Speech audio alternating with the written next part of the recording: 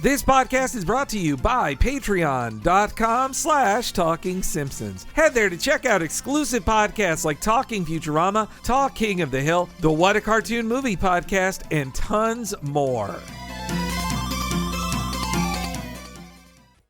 I heartily endorse this event or product.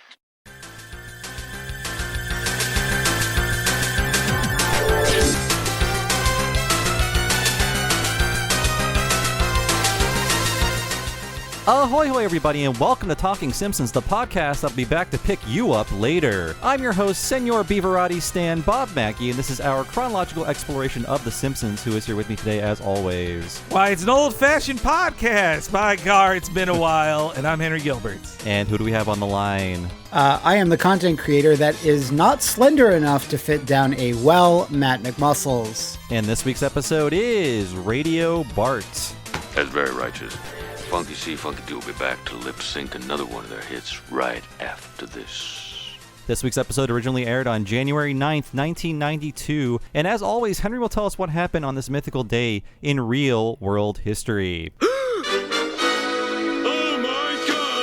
Happy 1992, Bobby. George H.W. Bush vomits into the lap of Prime Minister Kiichi Miyazawa in Japan. Hand That Rocks the Cradle is #1 at the box office, and in a real sea change in American music scene, Nirvana's Nevermind is #1 on the Billboard charts. Wow, the 90s have arrived. The grunge era is here. You know, everybody went, I've said this 800 times on the podcast, but I must say it again. They went into Christmas time thinking that the big record was going to be Michael Jackson's Black or White, that album, Dangerous. But the story is that the kids got that for Christmas. Then they traded it in at the record store on the first week of January, and they got Nevermind instead, and it rocketed to the top of the box of the Billboard charts. And Sting's days are numbered, you know. It wouldn't be soon before people just knew how he had sex. They wouldn't know about any of his movies or anything or his music. Just like, oh yeah, it's a guy who has sex for a long period of time, right? He mainstreamed the idea of tantric sex. Yeah. That's all he was known for then, yeah. When I was a kid, I was so confused between Sting the wrestler and Sting the singer. I thought he was moonlighting both jobs. Yeah, I knew Sting the wrestler far better than I knew Sting the singer. I think this episode is how I became aware of Sting the singer. Yeah. Me too. We did not really have memes in 1992 as we know them now. We had SNL sketches, but I just could imagine all of the vomiting Bush memes we would have today. It would be a golden era. Man, Biden's just tripping downstairs. He's not puking into people's laps. Yeah, same. You know, Trump will struggle, like he'll shake on the stairs, or he'll joke like, "Oh, I can lift a glass of water, see?" But yeah, we just don't get puke, you know, like literally puking on screen on the Prime Minister of Japan, of all people, too, not just anybody. I believe it's because it was the 90s. Puke was in. It was. It was the slime decade. It was Ralphing. Yeah. It was Puke is a form of slime, and 90s were the slime decade.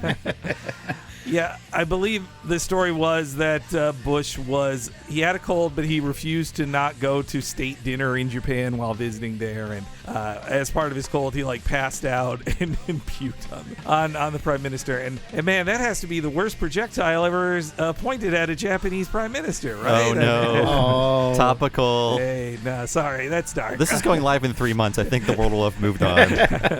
And Hand That Rocks the Cradle, the sexy nanny wants to kill the mom movie that The Simpsons would then parody a decade later. Right. Yeah. It was as timely as their Indecent Proposal parody. That's right, yes. Yeah.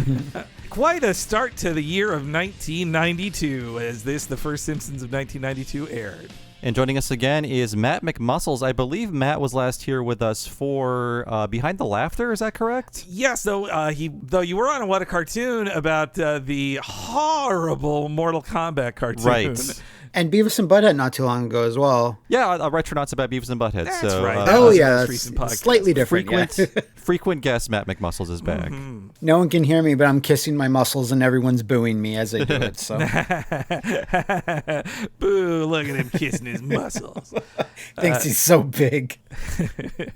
Of course, we all know your Simpsons bona fides, but do you recall watching this one back in the day? How close to 10 years old were you when Bart turned 10 officially in the show in this episode? I was 2 years off, I think. I was 10 in 1990, so somewhere around there.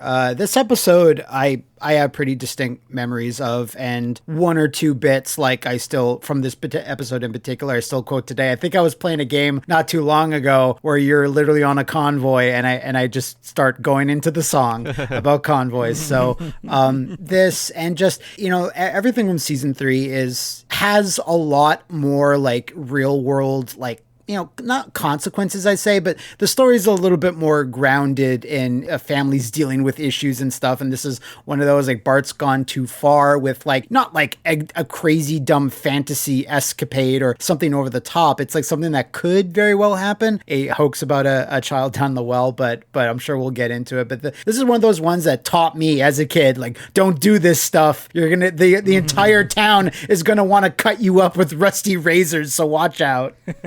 Yeah, I mean, I was going into my 10th year on this planet. I would turn 10 that May, and I had been to Chuck E. Cheese style birthday parties, so a lot of this episode spoke to me. Mm-hmm. And I remember as a kid watching it and thinking, okay, how can I help get Bart out of trouble? I can think of like 3 solutions to get Bart out of this mess. And I'm still thinking of those to this very day, 30 years later. Me too. And every day now we talk into our own superstar celebrity microphone via podcasts or videos. Yes. Yeah. We use it to liven up parties, harass women on the streets. It's many uses. Fire people at board meetings. Yeah. Do it all. Yeah. No, watching this episode, I was going to turn 10 9 months afterwards, and I was like, oh, is this what my 10th birthday is going to be like? Oh boy, like it really excited me, and to know that I was going to turn 10 the same year Bart was turning 10, though of course Bart had been 10 every episode before this one. Yeah. It's a real cheat in the show here. Well, and yes, we all enjoyed a pizza party at an arcade at one time or another, whether it was our pizza party or a friend's, I think. This has much deeper influences than just Chuck E. Cheese or Showbiz Pizza. It has some pretty highfalutin influences because this is kind of based on the 1951 movie Ace in the Hole, starring Chester J. Lampwick himself, Kirk Douglas. Yeah. Billy Wilder movie. He made it the year after Sunset Boulevard, and it's even darker, which is why it was a major flop, and even critics didn't like it. But now it's a classic. It's still kind of obscure, but it has been preserved by our government because it's that important. It's to hear John Vitti, the writer of the episode, tell it on the commentary. It's that this was a pitch by Matt Groening, which I think is why it's like rooted in just Bart playing a prank. Like it does feel like the seed of a classic kind of season 1 or shorts kind of story. But then Vitti brought in more of, I think, the media commentary that's in this. But yeah, but it was Groening told him based on Ace in the Hole, and Vitti said he hadn't seen the movie before, and it was actually in Hollywood difficult to rent it. Like he had to like really search around for a copy of it because it was not widely available. Now you can just get a Criterion version of it pretty easily. You can easily get a streaming version of it too. Yeah. You can watch it on Pluto TV with commercials. But I really recommend it. It's great. Like I watched it maybe in 2007 because of this episode, and I think this episode really made it more known to the public. I think it's just like, oh, this is the one Radio Bart's based off of. Yeah. But it's so good, and I really loved it this time because I've lived a lot more of my life since the last time I saw it. And it's this great movie about like how capitalism is this corrupting force, and the main character is the conduit through which it flows. And any truly good person is either corrupted or just railroaded. And what it has to do in common with this episode is that there is a man stuck in a cave, and it's all about the media circus, and it becomes like a literal carnival around this event, and how everyone is trying to become a celebrity and make money based on this tragedy, and how one man, the main character, is trying to prolong it for his own means. So it's really good, and it has like some of the best stylized dialogue I've ever heard. Like everyone talks like they're out of a like a pulp fiction novel, like a detective novel. Like Kirk Douglas there are people who are like, come on, we're in the same boat. And he goes, I'm in the boat, you're in the water. Now let's see you swim. Henry, you stomped on my quote. I wanted to say the whole thing. I'm sorry. I was laughing already at it. It was just so fun. I remember the line. It was so good. Sorry. Yes, it's okay. Please hold your laughter until my quote is over. No, I hadn't watched it in full in so long.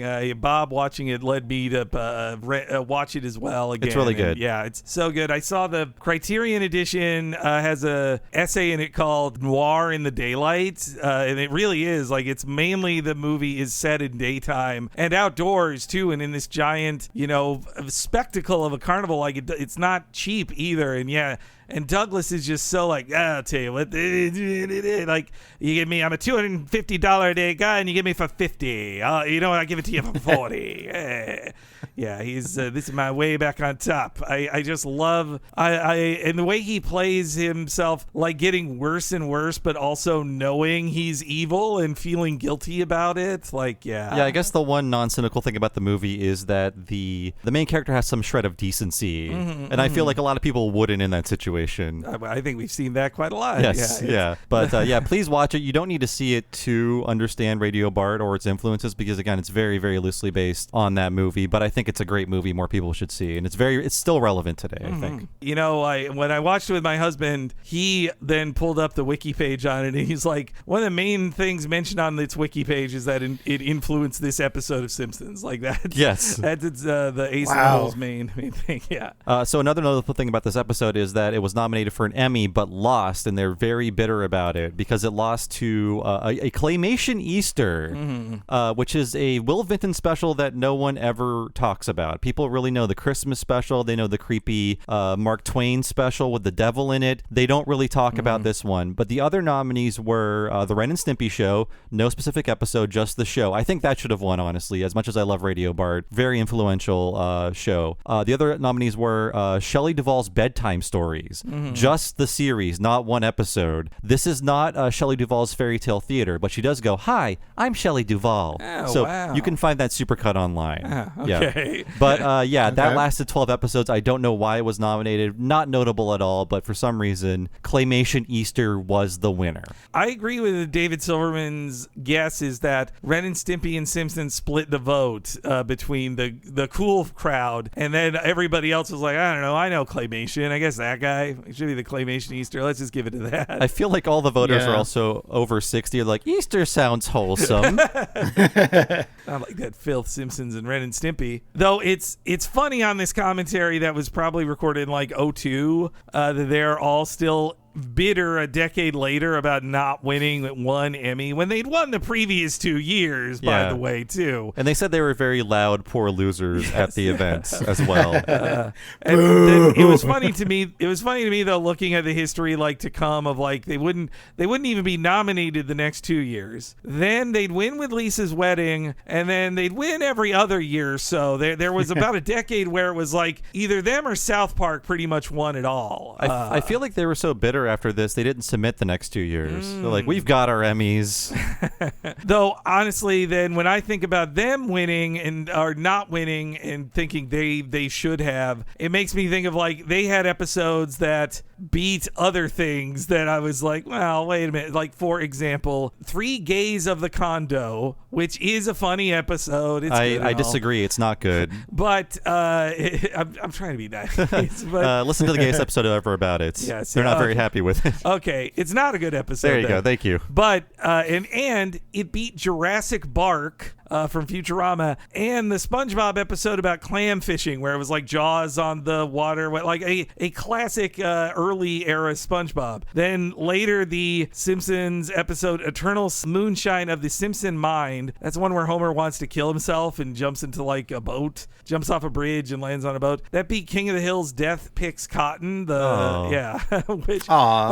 But the one that really bugs me is the one from just a few years ago where Mad About the Toy, which is the one where we find out about Abe's possible gay affair in World War II. It defeated the friggin' Adventure Time series finale. Right. And the BoJack episode Free Churro, which is like the most like give me an Emmy episode BoJack ever made. They wanted it too much. Which one is that? Oh, sorry. Free Churro was the one where where Bojack gives a eulogy and it's only him for the entire episode. Oh, okay. Wow. Yeah, that is definitely Emmy bait right there. Yeah, and a good episode, but absolutely their give us an award episode for sure. Yeah. And this is one of the rare episodes that has the storyboards on the disc, and you can see a few cutscenes. I guess, do you want to talk about them now? They're just very brief. And we're not going to it's very, very hard to make out the dialogue because the storyboards don't even take up the full screen, and the DVDs are built for like your 480i SD TV. So they're really doing us a disservice, but I'm glad they're available. So some deleted scenes that didn't make it to the final cut are after the scene where Homer tries out the Mr. Microphone for Marge. She says there's a lot of feedback. He calls the customer service number, and it basically connects to a payphone in the desert, and a drifter picks up the phone. And that's the joke of that one. I think he goes, I just fell off a turnip truck or something like that. And so that's why Homer is sad. Yes. Yeah. Another deleted scene is during the montage of people explaining their hypotheses for how to free Bart. One of them is an old-timey rainmaker who shows up in a covered wagon. Very John Swartzwelder joke in character. And they say, won't that just drown the boy? And he leaves. He passes another rainmaker on the way in, and they say, they're not biting today, man. That's a good... I wish they kept that in. That rainmaker also looks so funny. Yes. Yeah. And Matt's storyboard notes, which are all over the storyboard, say, I bet we'll cut this. And that was true. And then before the Itchy and Scratchy cartoon, we see that Bart has Skinner read Timmy bedtime stories. And that's what is able to, sell the idea that Timmy is being quiet now so Bart can go on with his life. So they're building in, there's a lot in the final episode, but they build in a lot of justifications for how this could work. I really noticed it this time, and that's one of them. And the last deleted bit from the storyboards is Lovejoy shows up to perform like church services for Bart. He throws a hymnal down the well and leads him in song, and then he lowers the collection plate down. And Bart puts money on it, and he's like, he takes it back. Yeah. Bart, because in another deleted part, Homer throws down Bart's coin collection, and that's where Bart gets the quarter from to put in the dish. At least legible was Matt Groening's like big red marks on it, and I love his note of one word: simplify. Like he was really on that, and also and also it's helpful to know the dates of it. Like these full storyboards were dated July 20th, 1991, just to give you a time frame of when all this was made. And there's one very funny note on the storyboards where this is the time when your storyboards did not have to be as finished as they do today because there was an entire layout stage that was a lot more that would finalize the artwork a lot more. So some of the designs are not finished. The Sting design is very funny. He's got like a bowl cut. Does not look like Sting at all. Yes, yeah. But they did not really design any of Senor Beaverotti's band. And there's a note from the storyboard artist, I think Stephen Dean Moore, and it says, "We need designs for these. If you want to submit them, let the designers and directors know." Matt just writes, "Call me, Matt." So Matt is like, "I will design the Chuck E. Cheese band for you." He wanted to do it. So maybe the entire band was designed by Matt. Who knows? But it shows you how hands-on he was. A lot of people think he really wasn't in these early stages.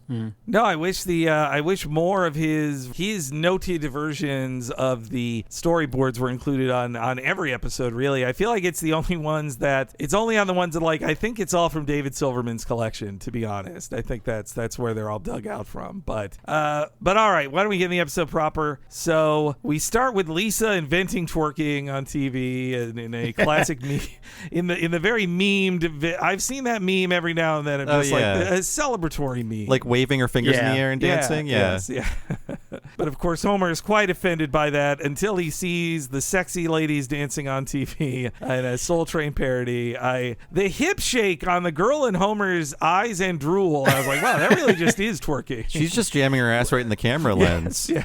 And Homer becomes like sexual harassment, like Venus de Milo Homer here, just for like 1 second. It's pretty creepy behavior for him all of a sudden. This is not the Soul Mass Transit System, which would be in Rosebud. They didn't name this parody yet. But it is pretty fun. I wish we got to hear more about Funky C, Funky Do. I wish they were a regular appearer in The Simpsons. That's a great band parody name, Funky C, Funky Do. And yeah, this is a parody of Soul Train, which you probably don't know about. I assume a lot of people don't. It started in 1971, ended in 2006, and the guy they're parodying here, Don Cornelius, hosted until 1993. He's the show's creator, so he hosted it for over 20 years, and he was the host at this time. I love he's like, right after this, S. Like he holds on that S at the end of the He's a very, very low energy host on Cornelius. That's because he's so cool. He's not all in your face like Casey Kasem. Or that awful Dick Clark. Yeah.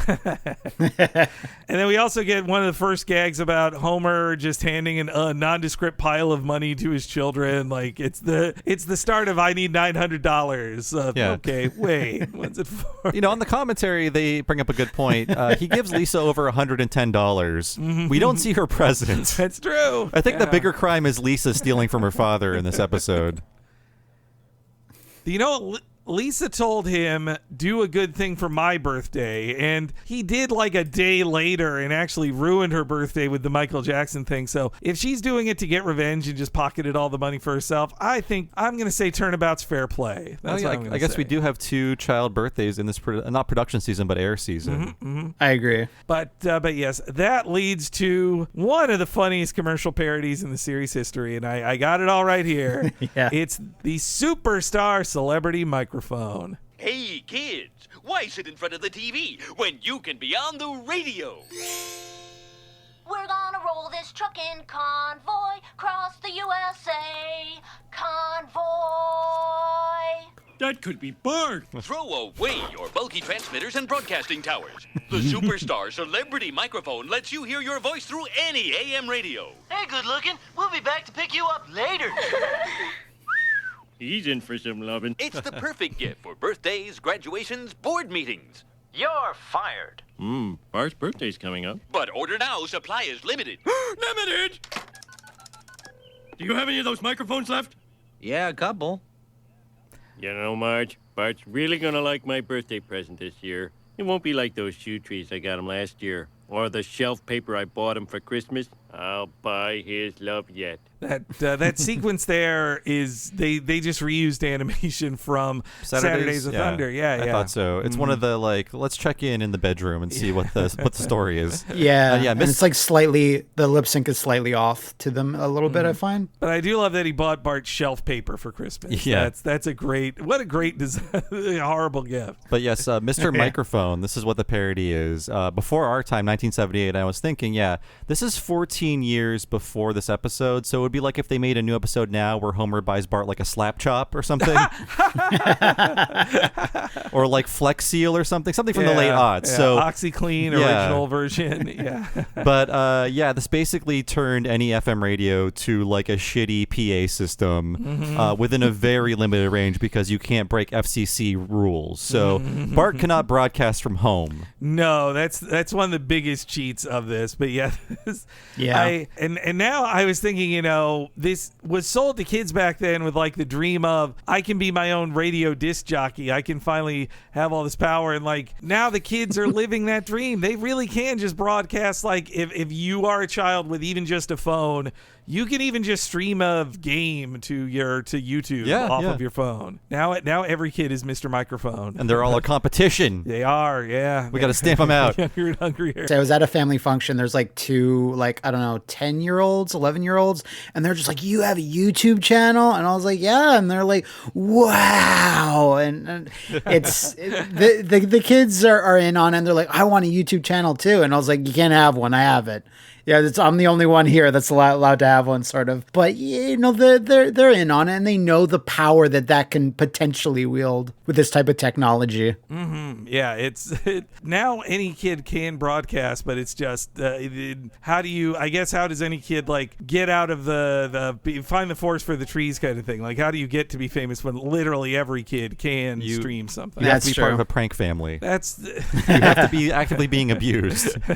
The horrible prank families will bring you up, but yes, I do have the original commercial here that this almost like moment for moment parodies. Hey, this Christmas party is getting a little too quiet. I think it's time we liven it up with my favorite Christmas gift, Mr. Microphone. Hey, what's that? Well, you set the dial on your FM radio and testing. Hey, I'm on the radio. These kids are having a fabulous time with Mr. Microphone, the cordless microphone that actually puts your voice on the radio. There are no attaching wires, so you're free to move around. Broadcast over any FM car radio. Hey, good looking. We'll be back to pick you up later.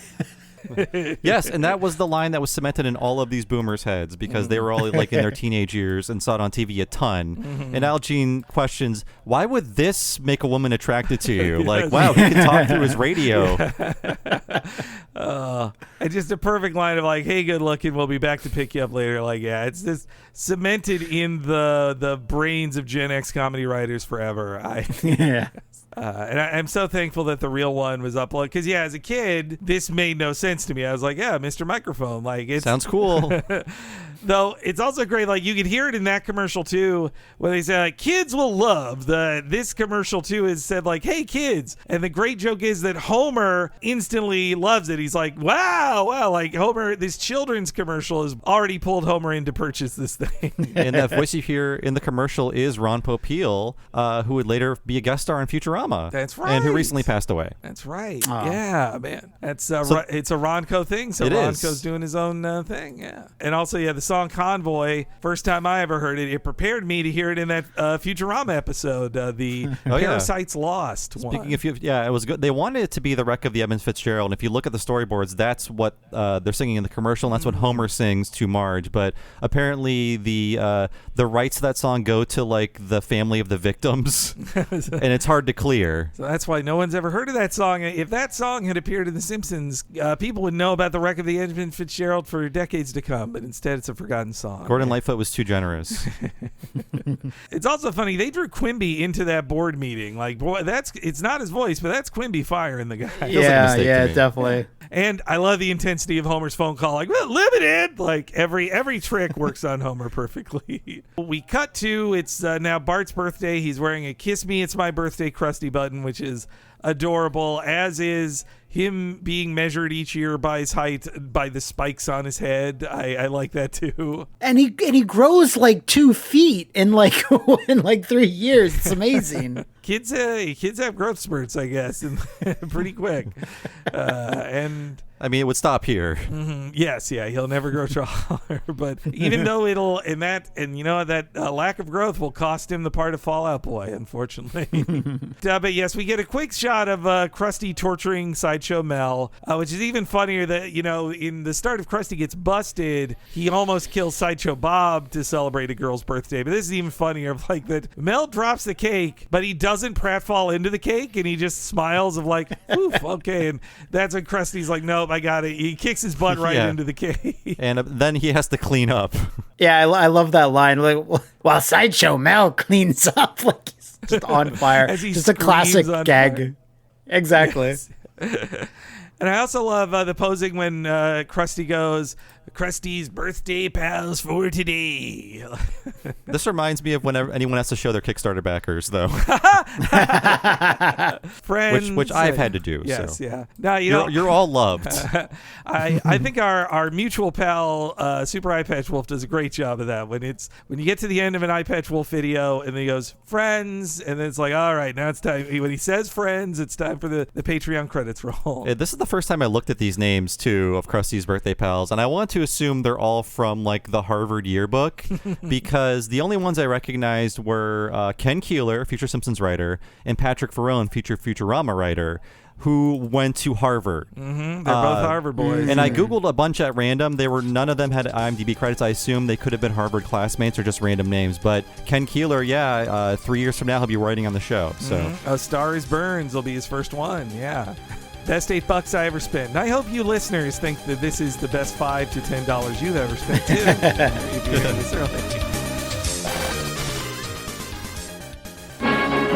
The Simpsons will be right back. Bart's in deep trouble when he gets trapped in a well. Don't make me come down there. I can see a fish. Why you let up? The Simpsons. Next on Fox.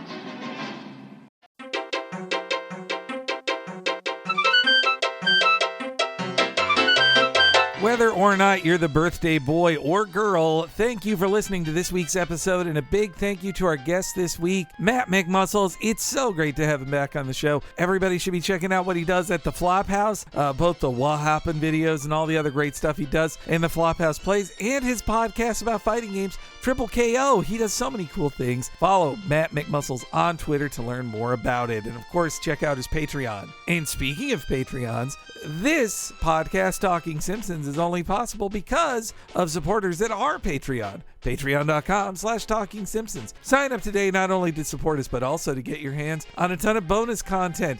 For $5 a month, you get to hear every episode of Talking Simpsons a week at a time and ad-free. You get to hear next week's episode right now. You'd also get a ton of bonus podcasts exclusive to you, like us covering an episode of Futurama and King of the Hill once a month, and a giant back catalog as well of us covering The Critic, Mission Hill, and Batman the Animated Series. And starting very soon, you're going to be hearing every Friday until the end of 2022, new episodes of Blabbing About Batman the Animated Series, with us talking about 8 new episodes of Batman the Animated Series just for your listening pleasure. Please check all of that out for yourself at patreon.com/Talking Simpsons.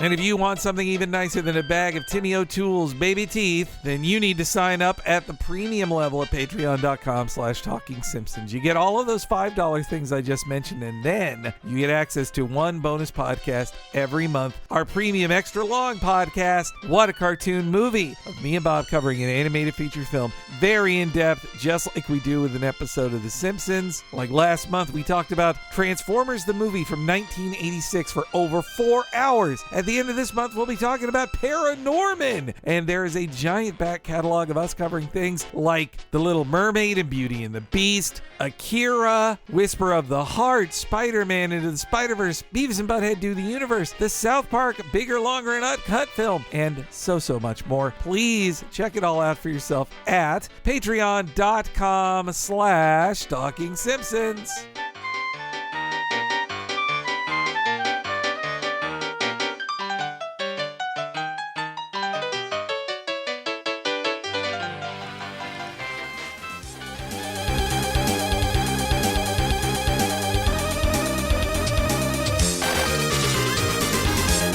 So then Bart decides after that he's gonna go get all of his birthday freebies and also ignore Grandpa's phone call, which is a great joke too. Like a boy would rather get a greeting on TV very quickly than talk to his grandpa on the phone. I would have done the same thing. If the TV wished me a happy birthday, I wouldn't give a shit about my grandpa on the phone. Same. But yes, first Bart gets his free birthday sundae at Phineas Q Butterfats, which I love the posing of that giant birthday sundae poster in the background, little thimble of ice cream in front of it. We're not doing these birthday treats anymore for businesses. I find that has disappeared. Maybe it's just for children, but I feel like you can't really get any good deals on your birthday.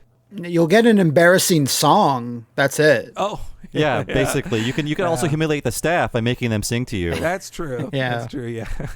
I'm trying to think of like anything that offers me a birthday thing. I think as a Nintendo online member and they know your birthday, they give you like 100 platinum points or some crap. I think they give you something like that. 10% off, but it has to be physical merchandise you buy and have shipped to you. No thanks. But yeah, I mean, everybody can just fake their birthday in games. Though Animal Crossing, I don't fake it, and I feel like every time I've gotten an Animal Crossing game, well, except for the pandemic one, was usually I have a September birthday, and then I get the game in like November, and then I'm like, well, I'm going to be playing this game for another 11 months to finally get my birthday present in this game. I had a very sad first pandemic birthday in Animal Crossing. My sad animal party.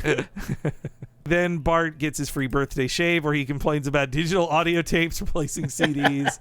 And, I could go for a free birthday shave. I'd take up a fancy shave on that day. And then Bart gets his free tango lesson with Rosarita. And then I feel like the animators really got away with something here. His face is at an interesting level. Have I watched every single later season episode of The Simpsons? No. But of all the ones I've seen and all the ones I remember, this has to be the sexiest character that's ever been drawn on The Simpsons. Like, there's been lots of bikini babes and girls and Ion Springfield, but Rosarita, I was fanning myself. Well,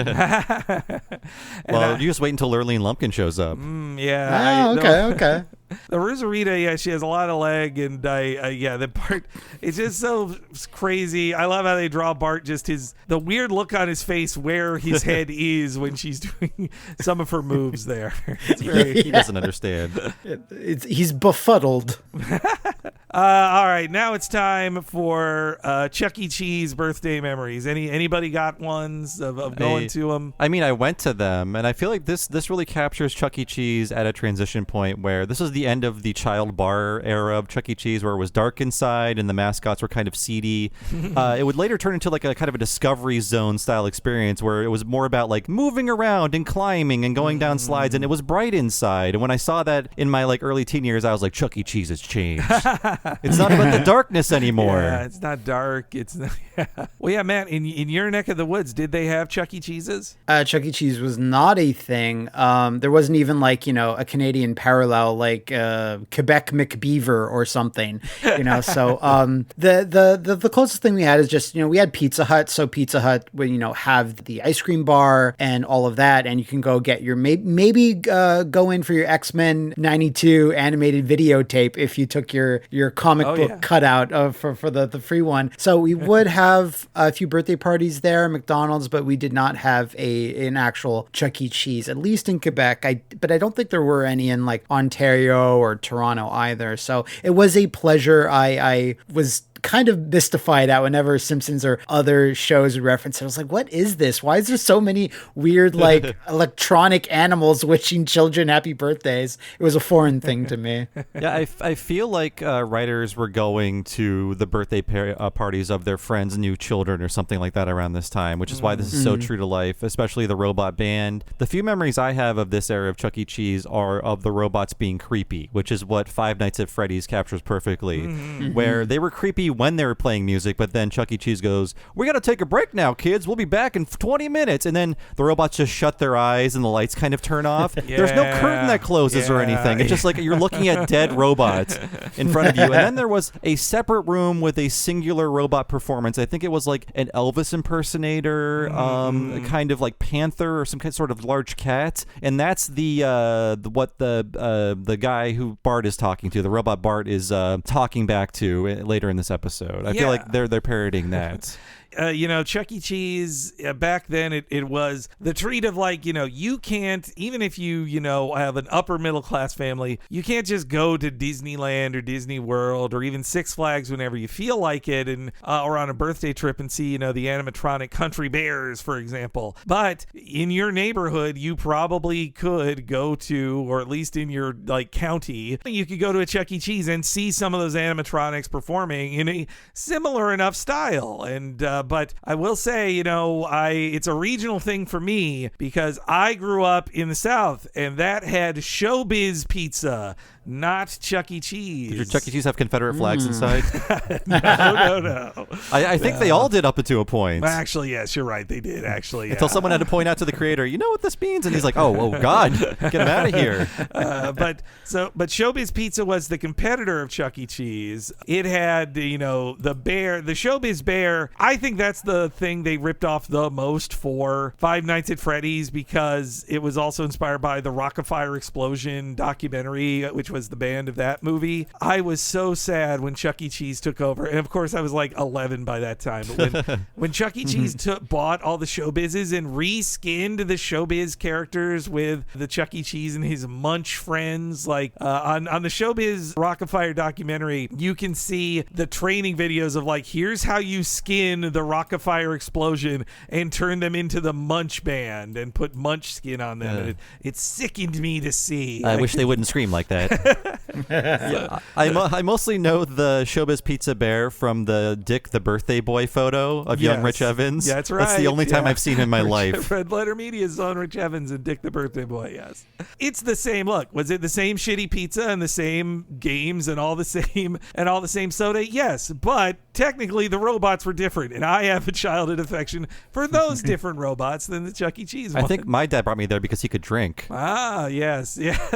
That's, and I guess the Wally the Weasel stuff is an adult's vision of children, this children thing. Like if you're an adult who doesn't care about the games or the ball pit and everything, you just see like the disgusting sadness of it all and the creepiness of it. And Wally Weasel sadly never really returned in the show. It does appear in the video game Hit and Run though. Oh. I was just gonna say, because Matt, you've done many a video about Hit and Run. Yeah, still haven't completed the game and completed that series yet. It's coming any year now. I'll finish it. Yeah. But yeah, it was just as you said this. Wally Weasel doesn't come back. I was like, but I swear I've seen it before. So I'm like, yeah, that then you filled in the blank. So Hit and Run, what a pull! Since Hit and Run was like 2003, 2004, so they reached back into any viable like locations that you could visit in the game. Yeah, they were really smart with the Hit and Run. I said it before, but I guess Road Rage really the one right before it was you'd say is the first, but that real start of the era of Simpsons games being made by Simpsons fans, not just like workaday programmers shoving out a game that stars Bart. Yeah. Mm-hmm. There was one other big change here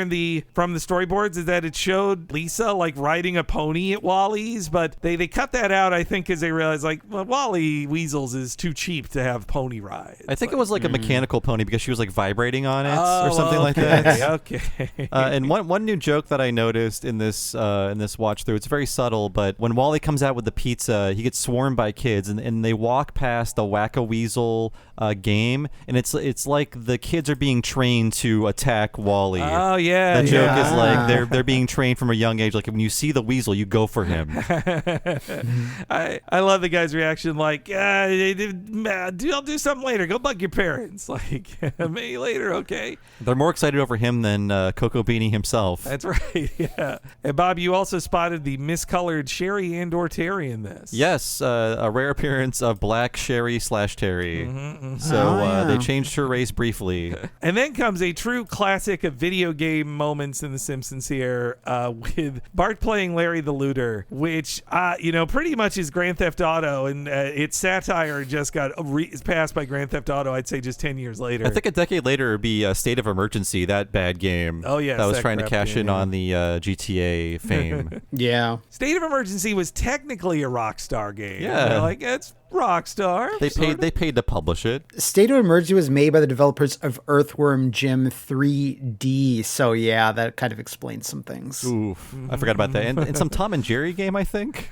I think so. Maybe? Okay, sorry. All of that's in one of Matt's many very well-researched and great What Happened videos you can find on the Flophouse. Yeah, I guess if you are younger, the joke here is like, wouldn't it be funny if a game was this violent and antisocial? Yes, yeah. And now this is like in a decade, it would be like every Flash game on Newgrounds, Larry the Looter. Pretty much. I guess at first I thought it's kind of just like a slightly meaner Double Dragon or Final Fight. I mean, technically, if you were just an adult who never played those games and you saw a kid playing Double Dragon where you like smash a trash can and eat a chicken out of it, like you might think like, oh, I see. So that's what games are like now. I was going to say that there was this game that briefly existed on Steam for like a week, and it was from the developers of Sleeping Dogs. It was called Smash and Grab, and it was you and a gang just smash windows to get loot, and that powers up your gang so that you can fight the other gang, and that's the culmination of a round of play. So it's like loot everything, get powerful, then fight. And yeah, that was like their last ditch. We got to release something before we close. Hopefully this will be a hit, and it wasn't. So then they closed their doors like a week after the game got released. Oh, that's sad. I remember that from your Sleeping Dogs. What Happened as well. I've learned so much from those videos. Thank you. I'm not just saying that just because you're here, Matt. I love too when Bart is smashing the windows. He says, "Ha, stick it to the man." Like that's such a great line. And I think instead of in the storyboards, I remember instead of being shot by the storekeeper, which reminds me of Spelunky, by the way, he is eaten alive by dogs, like wild dogs. Which they like is tear him certainly apart. funny. Yeah. But that ending is more like in Donkey Kong 3 when Stanley the Bugman gets hit by bugs. Just the bugs cover him, and all that's left is his spray bottle. Gruesome. The way that shotgun blasts his head off is like it's great. It's great. So yes, then we get another like truly classic Simpsons moment here. I got the clip. If a friend's birthday goes by, this is one of. There's only like 5 different birthday videos you share with a friend on social media, and this is one of them. Hey there. I hear it's your birthday. How old are you? Well, I'm... That's great. Would you like us to sing you a special song? Hell no. You got it. Ready, Senor Beaverati? I'm ready. And the 1 and the 2. You're the birthday. You're the birthday. You're the birthday boy or girl. Oh, love that. I love that. Jake, Classic. Bart's hell no is just this great surly childhood reply of like, I know you're not listening. The illusion is shattered for Bart the second he gets interrupted. Well, that's great. So now he's just getting surly with hell no. And the cheapness of birthday boy or girl. They won't even have two versions of it that they could play and have to input. They're just like, nope, it is just the one. You press it's birthday, play this one. We see Senor Beaverati's real fire hazard too. Yes, yeah. And also they make a great point on the commentary. That kind of crappy animation for bad animatronics is harder to animate because their overseas production company, in this case ACOM, the studio in Seoul, Korea, they're told all the time, get the lip sync better. The lip sync needs to, they get charged extra money, or it costs them more if they get the lip sync wrong. But in this case, the lip sync has to be wrong for it to be crappy animatronics. So they said they had to be overly emphatic to ACOM of like, no guys, this one, to do it wrong is to do it right. And I think it took them a lot of tries. It's supposed to be bad. Yes, yeah, but man, I wish Beaverati and Wally Weasel. I wish they appeared more. I feel like just a few years later they would have done. It'd just be the Itchy and Scratchy place. Like it would just be Itchy and Scratchy ones. Though actually, just a couple years ago on The Simpsons, they did a Homer at a Chuck E. Cheese style place, but they just made up like new bears and stuff for it. It was not Wally Weasel. Not the Grand Return, because I mean Chuck E. Cheese is still out there doing it. Yeah.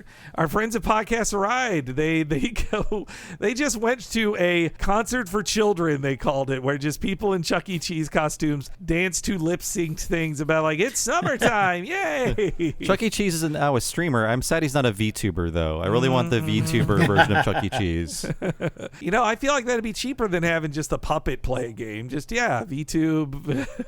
It's apparently, according to our Podcast Ride pals, they define it as full munch, meaning the entire band of animatronics getting rarer and rarer. You go to a Chuck E. Cheese, just because you go to your local Chuck E. Cheese doesn't mean you get the full band or even one animatronic. They're getting phased out. I mean, they are expensive and hard to maintain, so I understand it. All right, so then after a fire is put out by Wally Weasel in a costume, we get to the present time. I really love that cheese stretch on Homer with the pizza. That's good. Delicious. That's one of the one time. I mean, if you look at the storyboard on the DVD, there's a lot of Mac Groening notes. They don't listen to him all the time. Mm-hmm. That big pan across the table, he just like scribbles over in red marker, like, we don't need this, cut this. But they still keep the long pan across the table. So I'm glad they didn't listen to him that time. It's much better. Yeah. And so Bart is given a bunch of crappy gifts. What the? It's a label maker. Mm-hmm. We have one at home. Before we got it, I was always finding Patty's stubble in my leg razor. Ugh.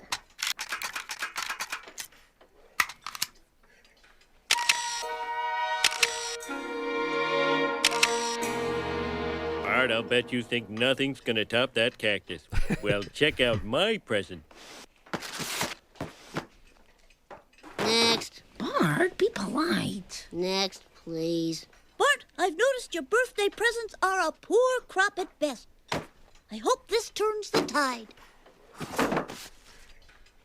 Oh, just gorgeous. Now we can be twins. I love that Patty and Selma love that outfit that the Barton got, and also I mean in childhood I can identify a little with Martin wanting to buy matching clothes for a male friend and not realizing how gay that is. And it's like, no, we're twins. Hey, we're dressed the same. Pretty nice. I will say, when I watched this episode for the first time, it did blow my mind because unasked for, I did get a label maker for that Christmas, and I enjoyed my label maker. As a very fastidious kid, I enjoyed labeling the outside of all of my Nintendo cartridge cases so I can see them on the shelf. I can pull one out at will. I was labeling everything. It was a good time to be alive. And Christmas of 91, it was good for me. No, I think after this episode, I wanted a label maker. The one I got was just like Bart has the ka-chunk, ka-chunk, ka-chunk. Yeah, ka-chunk. I mean, it's a real satisfying ka-chunk too. Now I've got a fancy one. I think I've used it maybe 3 times. The one that like actually prints out, like laser prints out. That's not as fun as the ka-chunk and you're shoving a letter through plastic. I keep noting more times where jokes are meaner to Patty or Selma than I understood them. Is the joke, okay, obviously it could just be the joke is Selma saying that Patty's stubble, like, they just both have the same leg razor, but is the joke that Patty shaves her face and it's her facial stubble and Selma is using that? Because they already did the gag that Patty has, like, mustache facial hair. I don't think so. I think the joke is she's particular and she can actually identify her sister's stubble as opposed to her own stubble. I see. She knows her that well. It's like, this is your stubble. It's not mine. Yeah, I got it to be that like she's just reaching for any razor and she just picks out her sister's, so she just uses it and doesn't really care. Which I've been kind of accused of doing that with my wife's razor. I'll just be like, oh, this one's good, da da da da da, and then I'll get yelled at, as I should be. You should be careful. It's pink, for God's sake. I should know the difference. Yeah, I mean it's a weird joke to be grossed out at women's leg hair because like, well, no, they're shaving their legs. Isn't that what you want? Yeah. What do you want from it? I guess you should do it, but not tell people about it. Like, I don't want to see it.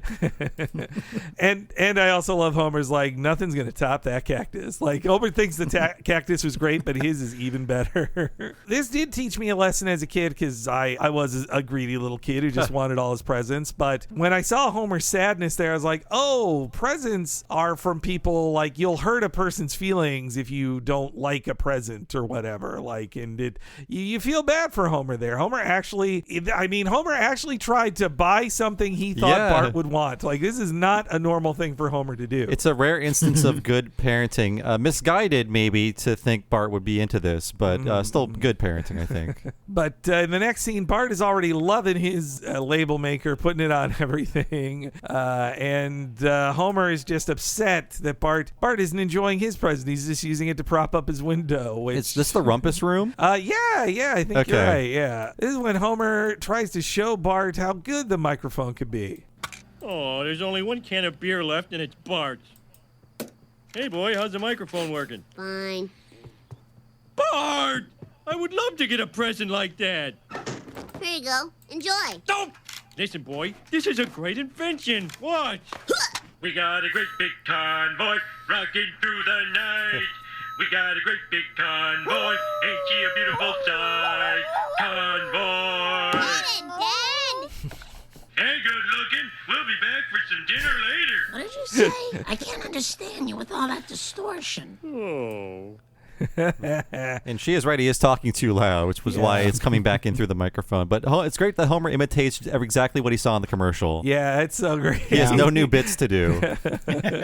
And just him screaming convoy into it. That's so great. And then and great sound design on that distortion too. Like, it's very good, realistic sound distortion. But this is when Marge feels sorry for Homer and convinces Bart to give it a try, which I also just love. Marge's reaction to hearing her own voice, like, do I sound like that? Like, great guy. As people who are on videos and podcasts, we have gotten used to that. Mm-hmm. When I first started editing myself, that's when I was like, oh, I guess that's what I sound like. I better get used to this or stop doing the podcast. Yeah. Yep. Though, you know what? Eventually, you can just pay some other people to edit things for you, and you don't have to hear yourself as much. I mean, you still have to, but yeah. But so next, this is when Bart actually sees that there is some quality to this microphone. You know, Bart, I don't think this is such a bad present. Maybe you just shouldn't talk into it as loud as your father does. Testing. 1, 2, 3. Oh, my. Do I sound like that? Hey, it does work. I bet you could have a lot of fun with this. Why don't you go show your father? Chocolate. Don't! Chocolate. Don't! Marge! We need some more vanilla chocolate and strawberry ice cream. I'll get some at the store tomorrow, Homer. Chocolate. People of Earth, this is Bartron, commander of the Martian Invasion Force. Your planet is in our hands. Resistance is useless.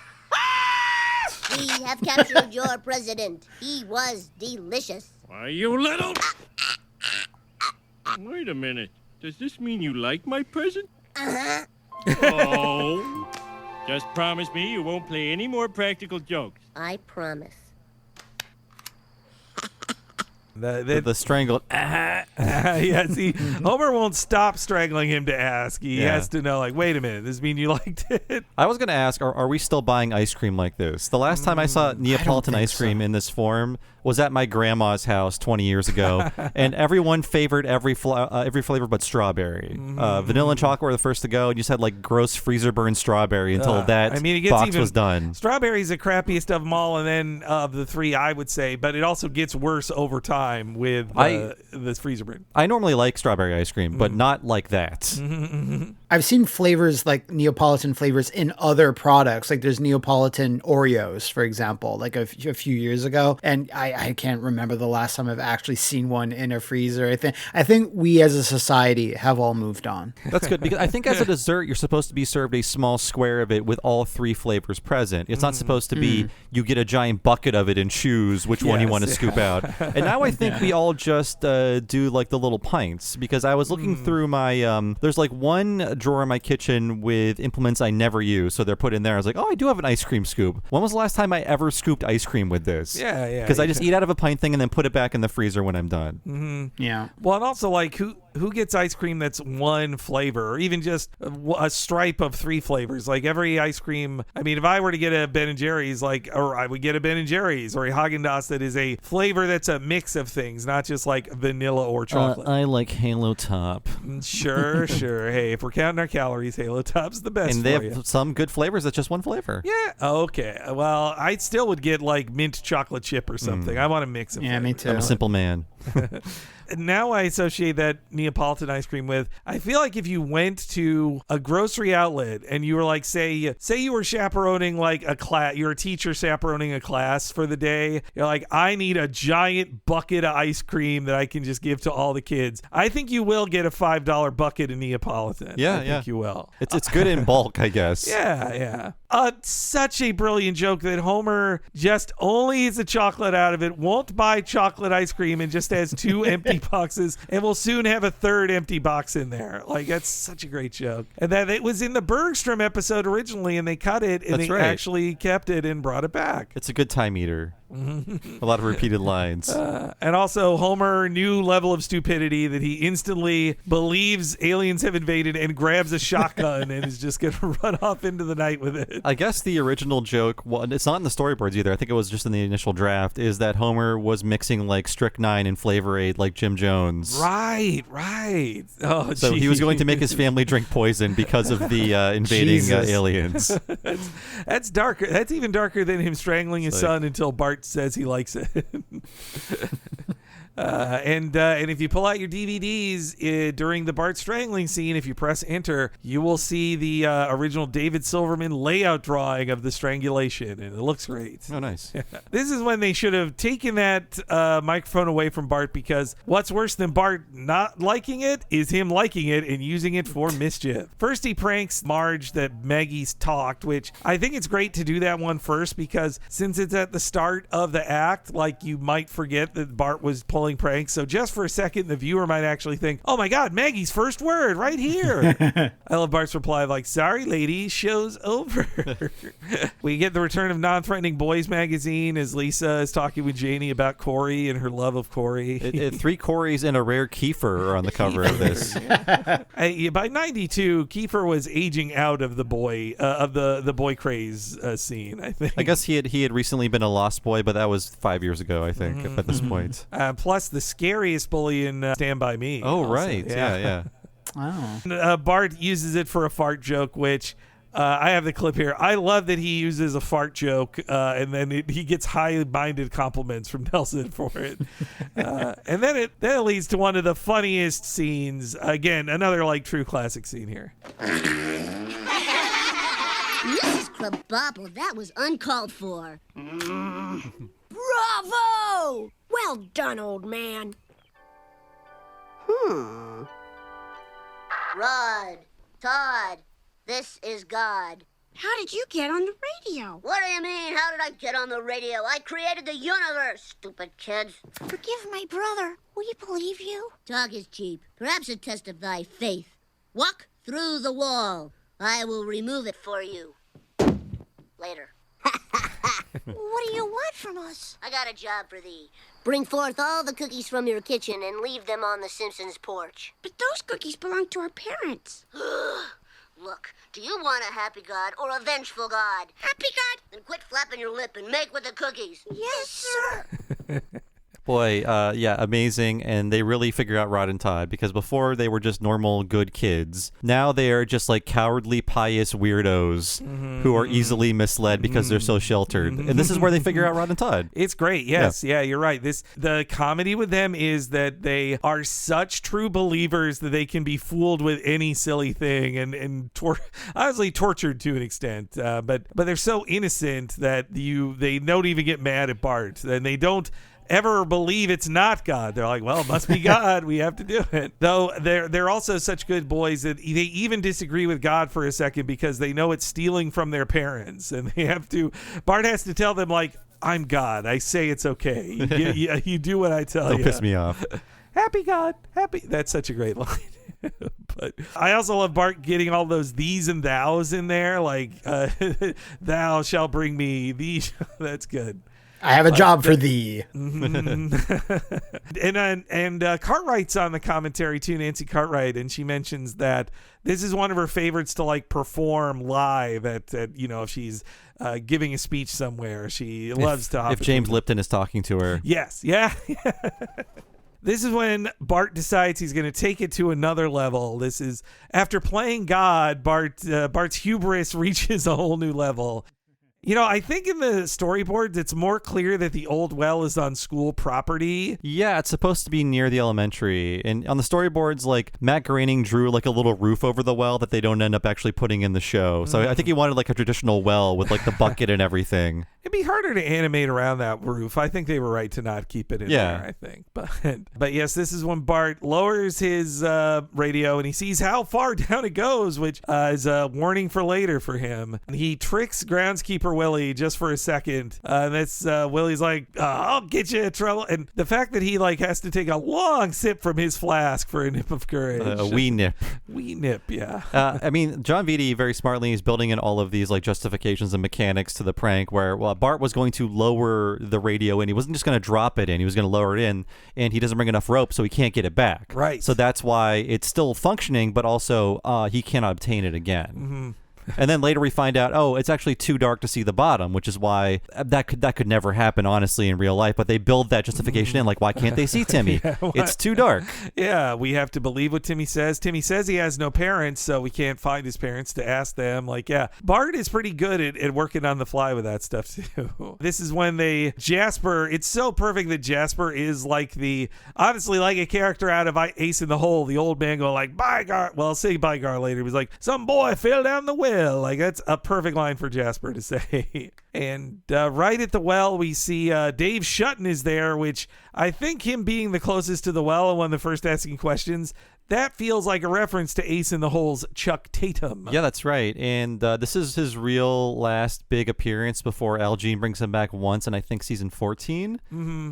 Oh, you know what? No, he is in part 2 of Who Shot Mr. Burns. Yeah, do your job, Shutton, or whatever Kent says to him. No, yeah. He says, like, who are you? What are you doing here? Do your research, Shutton. Oh, do your research. But his hair isn't blue. Yeah. At this point, we have to talk about little baby Jessica. All right, let's do it. Because part of this is also based on that real life event, which at this time was maybe not even 5 years old. So this 18-month-old baby fell into a well in her aunt's backyard in October of '87. It was a huge media event. They rescued her after 56 hours. I think they had to amputate a toe, and she got like a scar on her head. Otherwise, she was fine. And I was barely 5 at the time. It was the first like current news event I remember, like the first like big news event that was being covered and family members were talking about it. It was only 2 or 3 days, but yeah, it was a big deal in 1987, and there were lots of parodies, and it was still fresh in the cultural memory. And this is what is the episode's drawing on that as well. Yeah, and in 1989 they did a TV movie of it. Like it was a huge.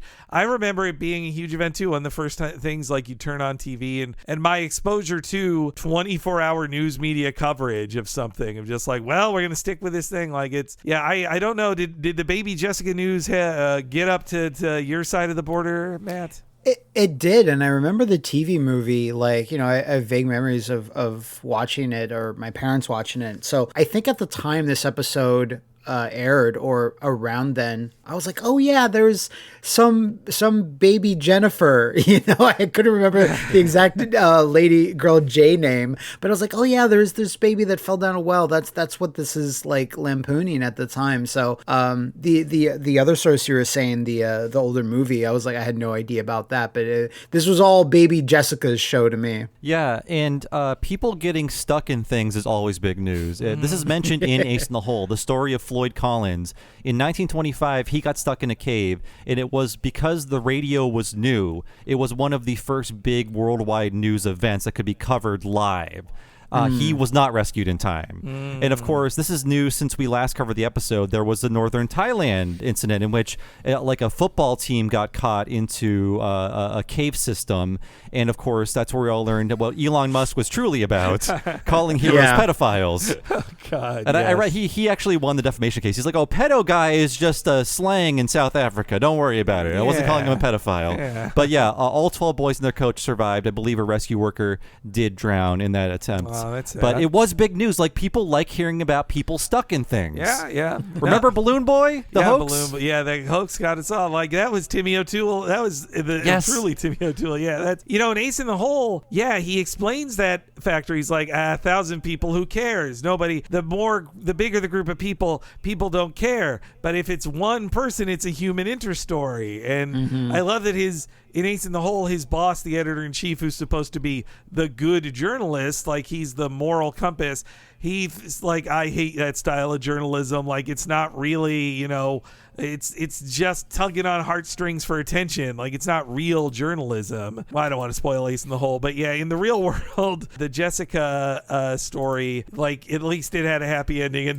they got her out pretty quick. Actually, when they explain how they discover later in the episode, they say like, oh, we found this machine that'll do this thing. From what I read, like, Jessica was saved so fast by a water jet system that was relatively new for cutting into the ground faster. They were like, we'll save her using technology. Yes. And she got to meet H.W., the vice president at the time. She didn't even get to meet Reagan, which if I were her parents, I'd be like, hey, come on. What a rip-off. Give us Reagan.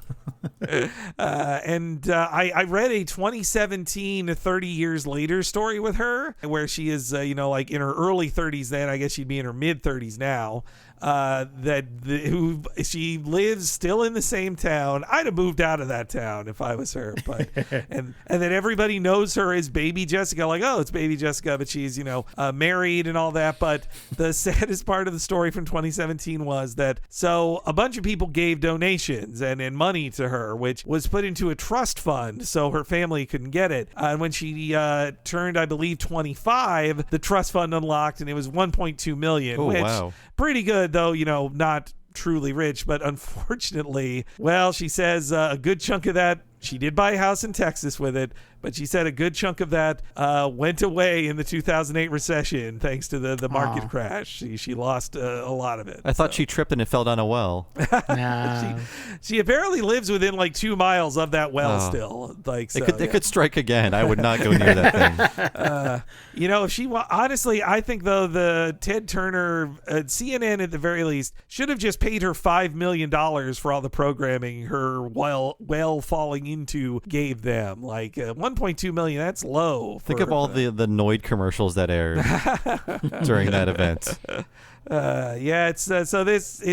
You're right, Bob. It is also a parody of that, but though there wasn't a recent hoax, the Balloon Boy was like the biggest hoax of that nature. We hear why as the town meets Timmy O'Toole, we hear why he can't so easily be saved. My name is Timmy O'Toole. I just turned 10 years old. Timmy, where are your parents? I have no family. I tried to enroll in school, but your Principal Skinner turned me away because of my shabby clothes. He's a liar. The circumference of the well is 34 inches, so unfortunately not one member of our city's police force is slender enough to rescue the boy. By God, man, you're a bunch of marshmallows. Why don't you go, Chief? Well, I'm too important. Although the well is too dark to see the boy, Timmy has told us his foot is trapped under a rock. Thus, any attempt to pull him up would snap him like a twig. In desperation, the city is considering more unorthodox solutions. Grasping the child firmly in his talons, Socrates here will fly him to safety. Just watch.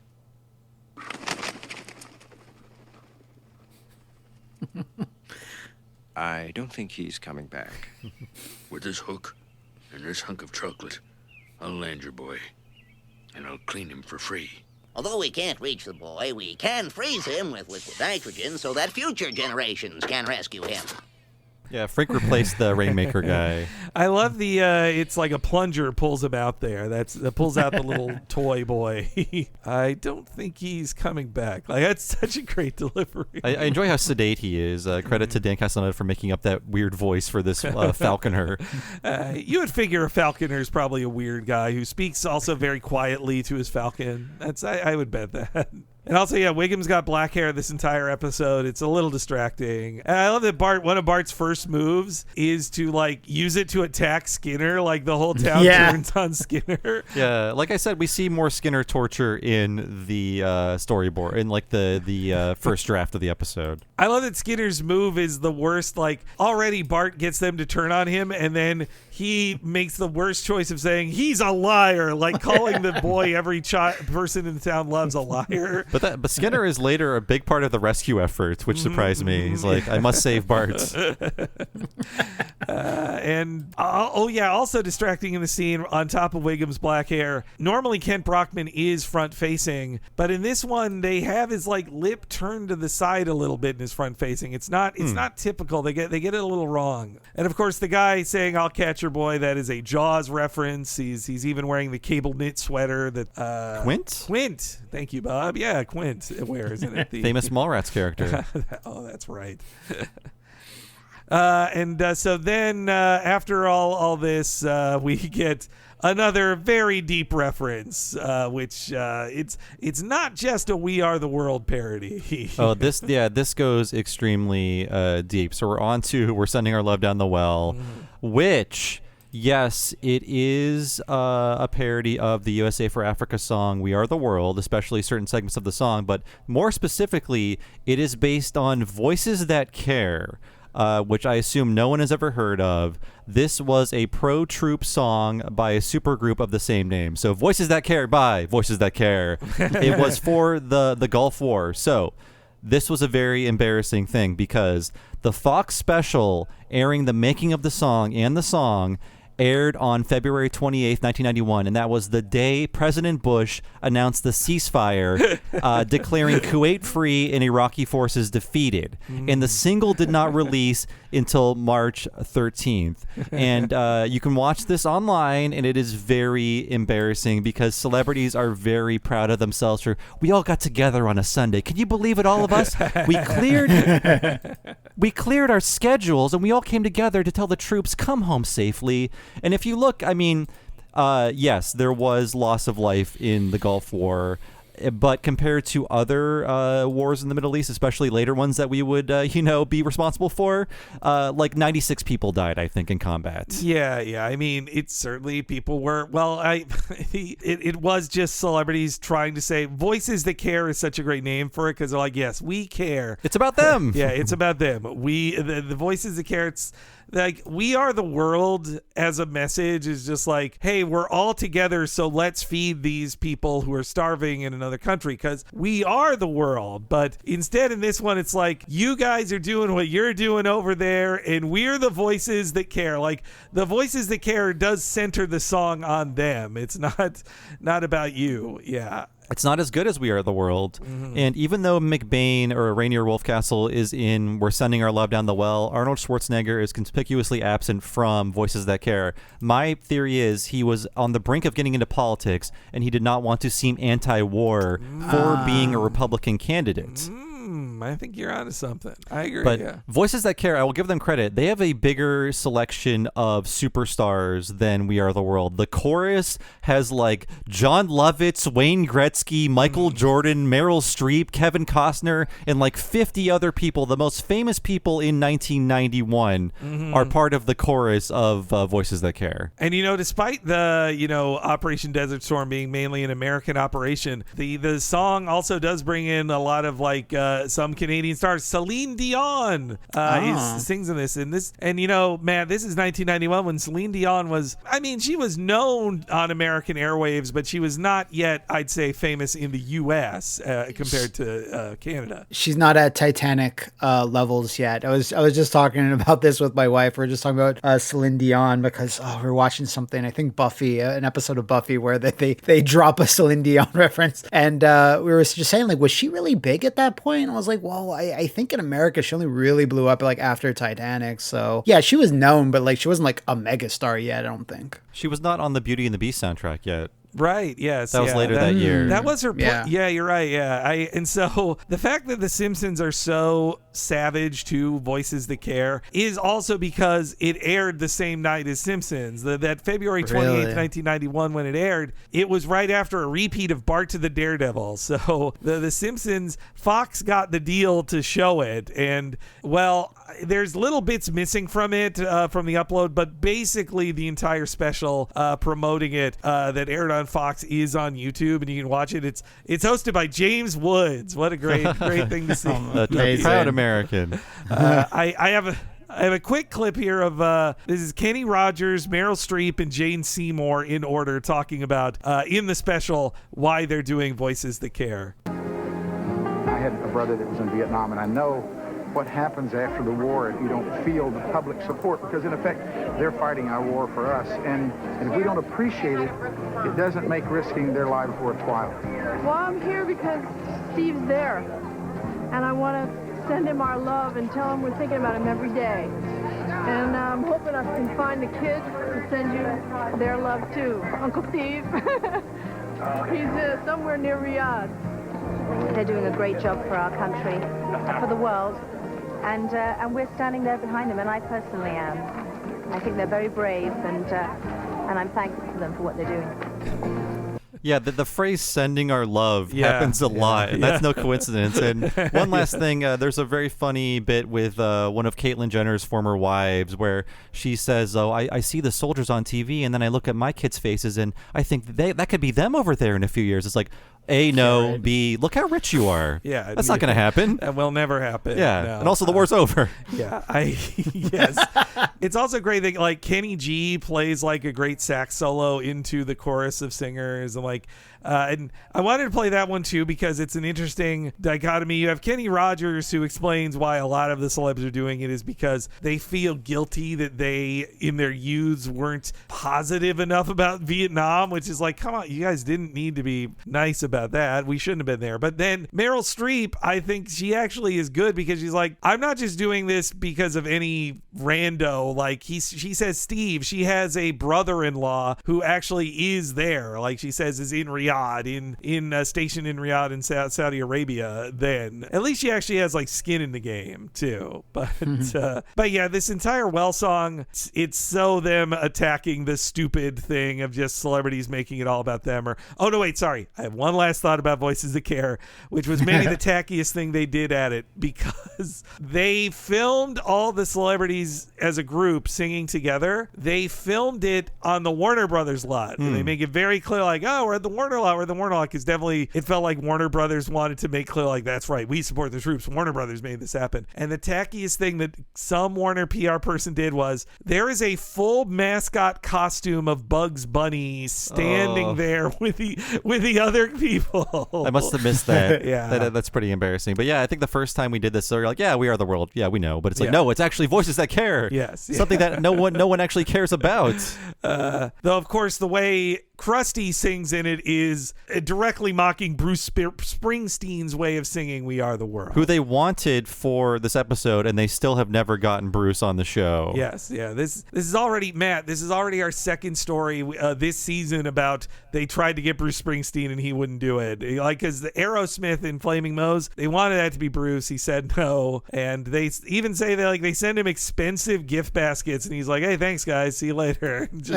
Is there any cromulent reason why he doesn't, Bruce has ever given as to why he doesn't want to be on the show? Or I think he only does other media projects with former presidents. Yeah, he's just very choosy. He just doesn't do comedy appearances of himself that much. I think it's really just that. It also sounds like their second choice was Stevie Wonder, to the point where one of the lines Sting says sounds like it was written for Stevie Wonder, because Sting says, I opened for Krusty in 69. As I recall, he fired me. Well, Sting was 18 years old in 69. Yeah. He might have been playing music as an amateur. He wasn't opening for clowns. No. And Stevie Wonder had a #1 song in 1963. So I feel like they forgot to change it, or they didn't care enough to change it. If they just changed it to 79, the joke would work fine, or even just 85. But as a kid, I did actually know the Police song, I'll Be Watching You. I didn't know that song, but it was later in life I put it together that Sting was that guy from the Police. But I appreciate that on the commentary. Cartwright calls out, they call Sting the second choice, and then she's like, but wait, I've got my original script here and Stevie Wonder's in it. And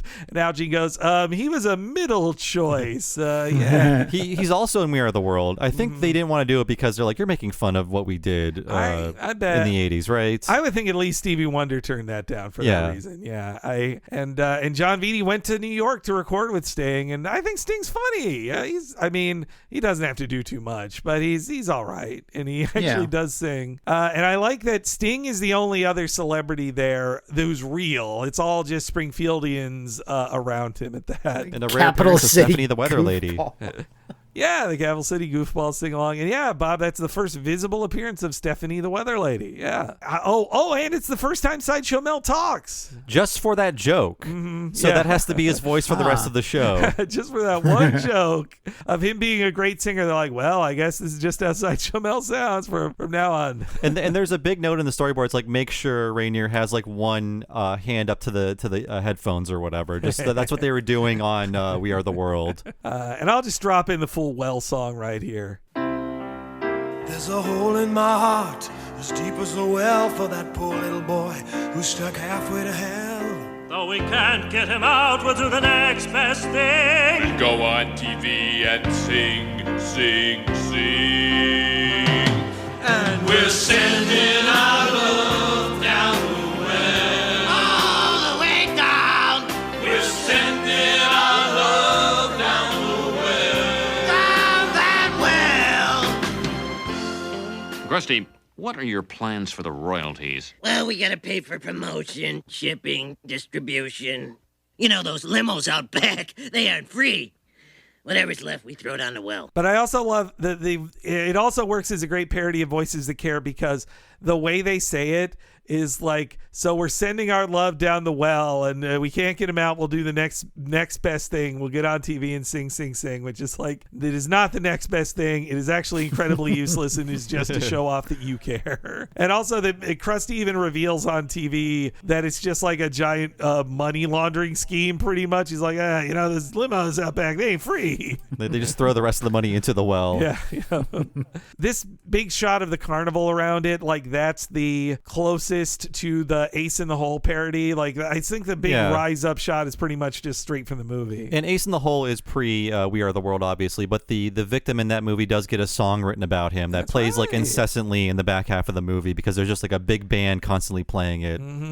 Good old Leo. Yeah, he's my favorite shots in the movie. Some of them are when they keep bringing Leo cigars to show him how much they love him, and then you see him later and he's just covered in these cigars he's not smoking, because he's like, can you just save me? I don't want any more cigars. I love bags of Timmy O'Toole baby teeth and an I Survived Timmy O'Toole getting trapped in a well shirt. That's so great. This is when they started moving Comic Book Guy out of the comic book store, and he's like, well, I guess he sells bootleg T-shirts at like the Spinal Tap concert and at Timmy O'Toole events. He had more hustle back in those days to sell bootleg T-shirts. Now you can't get Comic Book Guy to leave his stool for much. I think it was because Matt Groening was just amused at all of the Simpsons bootlegs. Like he collected them when they were a big deal, when they were more popular, Simpsons bootleg merchandise. So I think he just wanted to work that into the show. Yeah, I bet. Yeah. You're right.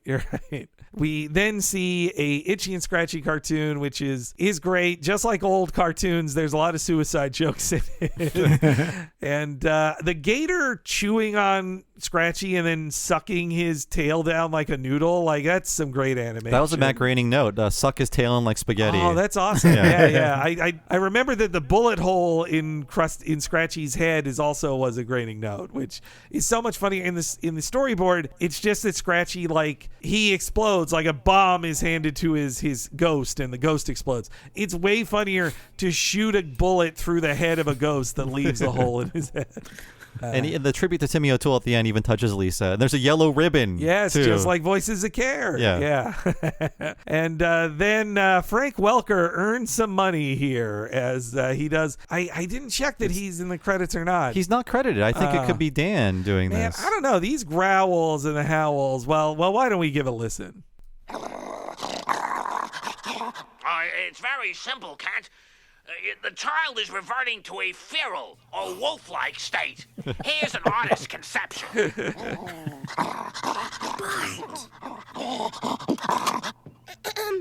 was trying to gnaw my foot off, but I couldn't get through my sock. Good night, everybody. Bart Simpson, the thought of a boy trapped in a well brought out the kindness and love of the entire community. When they find out you've been fooling them, they're gonna want to cut you up with rusty razors. Oh, yeah? And how are they gonna find out? The police will catch you sooner or later. The police? They couldn't catch a cold. Maybe not, but I bet you're stupid enough to have left a Property of Bart Simpson label on that radio.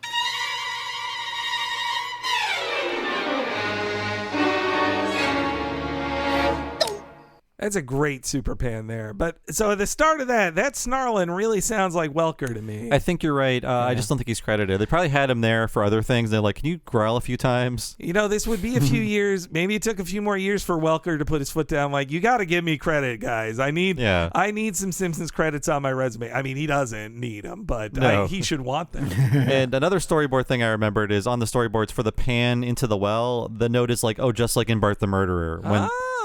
When they pan across town to see that the permission slip is still on the bed. Oh, that's great. Yeah. Wow. This also, knowing the storyboards and how they cut that Skinner reading the book scene, this is where I realized the shot of Live from the Well, they must have animated that Skinner scene, but they just don't have the deleted scenes out there. Yeah, it's weird because this is maybe too in detail for our show, so please, my apologies. But the establishing shot is daytime, and then when there's the shot of people looking at the well at the snarling boy, they have these weird outlines around them. That's because it was a night scene that they digitally colored blue around them, and they couldn't get all the lines very tight.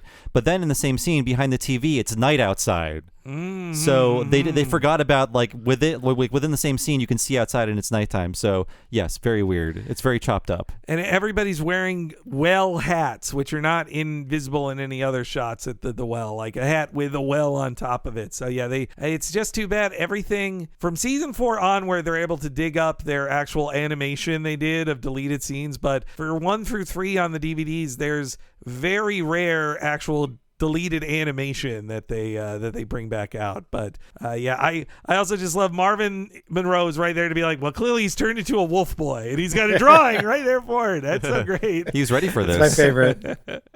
And also this is the first time I caught that Lisa, it's another joke where she says this brought out the kindness and love of the town, and once they learn the truth they'll cut you up with rusty razors. Like, that shows the kindness of the town is so shallow they're gonna rip rip a boy to shreds when they find out who he is. You know, this feels like a better version of Telltale Head, or like a version made by a staff that really knows what they're doing now. Oh, yeah. You're right. This is very similar to Telltale Head, except better. And they know what they're doing. Yeah. Bart realizes he's got to get that radio back or else he's going to get caught eventually, even by cops as stupid as the ones in Springfield, which is great. I love that it's about cops are stupid and also most of them are too fat to do anything too. It's just Eddie and Lou may be too cowardly. I think Lou might be able to slip down there, but 34 inches, that's not a big circumference for a well. No way. Yeah. I think it's also cute that of all the things the cops could be reading to Timmy O'Toole, it's Cinderella and describing petticoats to the boy out of all things. As they walk away, this is when Bart travels down the well. We get to hear for the first time, their Axel F parody theme, from Beverly Hills Cop. That's it's called the theme from theme for Axel F. That's the name of the song. Bart, unfortunately, he gets trapped down in the well because his rope is just kicked off by the cops. He goes like, "Oh, what's this?" And kicks it away. And for some reason, he's trapped under a rock, just like the guy in Ace in the Hole. Even though it's like, well, how did that happen? You just fell down a well. Yeah. Well, and also it's exactly how Bart described Timmy as trapped. And so that makes it even funnier that Bart says like, "What did I do to deserve this?" What did I do to deserve this? The perfect poetic justice. But this is when Bart is forced to come clean. What did I do to deserve this? Help! Help! I fell down the well! Tell us something we don't know. No, my name is Bart Simpson. What are you doing down there? Look, I'll level with you. There is no Timmy O'Toole. It was just a prank I was playing on everybody. Well, you sure fooled us, kid. Hey, I got an idea for a prank. Let's go home and go to sleep. Good one, Eddie. Great joke, guys. Guys? Yeah, I love when that wolf howl comes in. Bart, I like how that he prefaces with, "I'll level with you guys," because Bart is deciding, I guess truth is his better gamble here, because he could just keep pretending like, yeah, that's right, I am Timmy O'Toole, better save me, but he decides to try the truth with the cops. He's like, you know what, I'll level with you guys. And they reuse animation to show the cops didn't go home. Mm-hmm. They use a scene from Bart versus Thanksgiving to have like a Eddie and Lou talking to Homer and Marge situation. Which is obviously not in the storyboards because it's an additional scene from season 2, but that tells me, I would bet that it was James L. Brooks that said, you need to see Homer and Marge learn about it. Like, you can't just have Homer and Marge show up the next day. I do love his reply of like, you must think we're the worst appearances in the world. Yeah, it's pretty much feeling down the station. Yeah. But the carnival is already over. As how is it that Kirk Douglas puts his like, this circus is over. But everybody's gone home. And that Homer, I love that Homer still gets so pissed at Bart that he's like, come down, I like to see a fit. Yeah. Homer's squeezing and like trying to shove his way down the well. He's basically arrested for this. Yes. Yeah. Get a man out of. The other storyboard thing I remember is Homer, like, he tosses more things down to Bart, including the aquarium that he's holding. And Matt Groening is like, no, he's not tossing an aquarium down into the well. Crosses that out. I bet it was Matt didn't want to see the fish die. Yeah, I think so. It's funny enough just to see Homer holding a bag with his goldfish in it to be like, Homer intends to kill these fish, but he doesn't get away with it. Also noticeable in the background is Wes Archer's caricature. He's raking leaves in the background. Very, very obvious. The man with a beret. Yes, yeah. Big hair and a beret, which is not how Wes Archer dresses these days. Yeah. No. But or probably ever. Yes, Marge is very distraught, asking for help from Wiggum, but the town has turned on Bart. I brought you your crusty dough. Ow! Knock it off, you bald boob! Hey, don't make me come down there! Like to see a fish. Why you let him? Put a man on him. I like the other boy. So polite. What are you doing to save my baby boy? Well, ma'am, we've located a piece of machinery in Shreveport, Louisiana that could pop him out lickety-split. Well, why don't you get it? Well, I'm afraid we've got a budget problem, Mrs. Simpson. Your boy picked a bad time to fall down a well. Had he done it at the start of the fiscal year, no problemo. You're telling me that the city won't pay to get a boy out of a well? Well, they would have for Timmy. People love that little guy. But your son, well, he kind of played us off for a bunch of saps. So it seems we've all been the victims of a cruel hoax perpetrated by a 10-year-old hooligan. The time has come for finger-pointing, and most of them are squarely aimed at the boy's parents. It's not our fault. We didn't want the boy. He was an accident. Homer? Could you edit that last part out? Mr. Simpson, we're live coast to coast. And, if you watch just the episode before this one, I Married Marge, that's how you learn how Bart was an accident. So it's canon. Yeah, but... And when he says it, it's cute, right? Yes, yeah. So, Matt, I also couldn't not think of your wall hopping videos hearing the fiscal year joke, because it's that fiscal year is damned many a release that can't miss a fiscal year deadline. It really has. It's not an ironclad rule, but if any game is trying to release in the last few weeks of March, just be a little bit more wary about its quality, because most likely it's being shoved out the door to make that fiscal year. Oh, I was shoved out the door to meet a fiscal year. I think you were too, Henry. Yes. Yeah. Oh, yeah. Yeah. That wasn't a fiscal year. Yeah. No. The bloodbath started in February, folks. No, with the game, the most recent time I noticed that was the Strangers in the Night Final Fantasy game, or Strangers of Paradise, not Strangers. Stranger on the Train. Yeah. But in that one, it was like, it comes out weeks after Elden Ring, which is terrible timing for a Souls-like game to come out. But I was certain of it. I got some off-the-record confirmation of that, of just like, yeah, it has to come out in March. Square Enix will not release it outside of the fiscal year. It's got to be before March 31st. That sounds about right. Which, the reviews were good for that game. I think it did all right. But I still haven't touched it, because after 120 hours Elden Ring, I'm good on Souls for a little while. It'll be $20 this Christmas, folks, or maybe even just shoved onto Game Pass. You Game Pass elitists. Hey, Game Pass is great, Bob. It's the way of the future. Way of the future. Too much content. Give me fewer games, I say. Fewer. I also love that Kent, as the media, says, and it's time for finger pointing. And of course, the media takes no blame themselves in failing to catch that this was a hoax, and just puts it all on their parents. That's such a great gag, too. It again reminds me of, I brought it up before, but that Britney Spears doc about Save Britney that the New York Times did for Hulu. It's about how, the tabloid media was so cruel to Britney back when she was, a teenager. We really regret that. And it's like, oh, great. 20 years later, the media finds themselves, now not guilty of being horrible. They're just like, oh, in the past, we were pretty bad to Starlet. Certainly not now. No. I also just love I Do Believe We're Naked by Funky C. Funky Do. That's such a great delivery. And it's like a mix of Kid and Play and Vanilla Ice, these two guys. Yeah. Oh, and I bet a little Milli Vanilli. Oh, sure. Yeah. Oh, did I say Vanilla Ice? I meant Milli Vanilli. Oh, yeah. Yes. Yeah. Too many vanilla-based rap groups. And also just drop it all the way down to number 97. That's such a great delivery, too.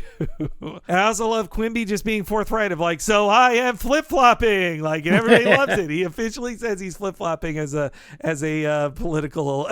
politician. I think that would be refreshing if politicians just announce it it's coming any second now. I am flip-flopping. And if you just say that you are, you don't have to be caught out for it later. Yeah, get in front of it. Yeah. Exactly. It's a good strategy. Yeah. The next time some senator or governor just needs to say so I am flip-flopping. Just wait. Though, and talk about also perfect parody of the media. There would be newspaper opinion pieces now that say town to well boy, no more free food. It's just... It's such a great parody of just the cruelty of just what, fuck this guy, fuck this kid, no more free food for you. But this is when Bart finally learns his lesson, and Homer, he can't stand no more. Bart, honey, I made you an extra warm sweater you can wear while you're down in the well. Mom, it's too big. Don't worry, he'll grow into it. Homer! You know, I've done a lot of bad stuff through the years, and I guess now I'm paying the price. But there's so many things I'll never get a chance to do. Smoke a cigarette, use a fake ID, shave a swear word in my hair. That's all I can stand. I can't stand no more. I'm gonna get you out of there myself. So I like the Popeye reference. It's clearly an ADR line. I like the original line in the storyboards where Bart says all the things he wishes he could have done, and they're all like bad kid things. And Homer's response is, "Son, you're going to do all those things and more." That is a great line. It's funny to hear Homer say Popeye stuff, but that actually is a pretty great line. Yeah. Though you know what? It would be Milhouse who shaves a swear word in his hair. Not what is it with you children in that word? And there's some great animation on Homer digging, while Marge then instantly brings up a wheelbarrow off screen to help some with random it. Man just shows up. I love that he just has a pickaxe in his hand and stands there. But of course, you know, we already talked about that. We get the big reveal that Sideshow Mel, that's what his voice sounds like. Here's another detail that they stuck with from then on. Groundskeeper Willie is like cut. He is he has a sexy beach bod. It's all that groundskeeping. Yeah, it works. And they admit they draw him with a paunch when he has clothes Yeah. on, but when his clothes come off, he is Mr. Olympia. It's just like Ned Flanders would be next year. I just love it. Just the clothes fly off. I mean, they up it even better when he's the grease Scotsman. Like that's the even better. And we learn his shovel's name is Agnes, not to be confused with his tractor, which is named Duchess. Yes, the digging begins, and what a great misdirect that it cuts to Kent Brockman, and you think he's about to say the hole is digging at the well. This is Kent Brockman with a special bulletin. The Lincoln Squirrel has been assassinated. We'll stay with the story all night if we have to. What's going on? It's an old-fashioned hole digging. By gar, it's been a while. By gar, what a great. Jasper's there to announce whatever the mob is doing next. Staged the same way too. It's great. Yeah, it's just like in Ace in the Hole. I feel like there's multiple old men in the movie who Kirk Douglas says, "What's going on?" Like, why this is happening, sir? It's over there. Lots more. There are many more coots back then, I think. Including, we said this on a different podcast, but the shop owner from Green Acres is one of the lead coots who's using it himself to sell his insurance policy. Mr. Verderber. Yes. His claim to fame is like, actually, I was the first tourist here. We like Ace in the Hole, folks. It's great. But there's a cute gag that their digging misses a ton of valuable stuff, which including the alien spacecraft and the skeleton in it looks like a Kodos and Kang style alien too. So we can't get mad they made the aliens real and canon. It's true. That is a canonical alien right there. Yeah. Here I've been complaining about canonical Kang and Kodos for so long, and yet here's the proof right in my face. It was always there. Yeah. There's a quick little gag with a canary, which I guess because it dies for natural causes, I can't play the bird violence jingle then. It's great how they run screaming out of the hole, and then when they find out it's okay, they run screaming back into it. Back in the hole! Ah! And by the way, the Police have a song called Canary in a Coal Mine. Oh, wow. I think it's a coincidence. And I was also looking this up. The reason Sting did this episode, I'm going to guess, is because in 10 days, his new album would be out, The Soul Cages. Well, there you go. Yeah. There you go. He just wants to sell his record. Man, it's just like the Aerosmith. Same deal. They had a greatest hits album coming out within a month of their episode of Flamin' Moe's. It doesn't sound fun. I was looking it up, and apparently it's a concept album about the death of his father. You just grown a concept album. All right, yes, concept album. I mean, come on. Once you're doing the concept album, you've put out too many albums. Entertainment Weekly says C. You're dead, Dad. Boring. Get back to me when your mom croaks. Yeah, come on, Sting. Get some back. You should get some real material. Inspired. Yeah, but boo-hoo. But yes, in our final clip here, we do get to hear a little more Sting, which this is a great joke here. It is. Sting, you look tired. Maybe you should take a rest. Not while one of my fans needs me. Actually, I don't know if I've ever heard Bart play one of your albums. Shh. Marge, he's a good digger. Sting! Dad! Oh, Bart, I've missed you so much.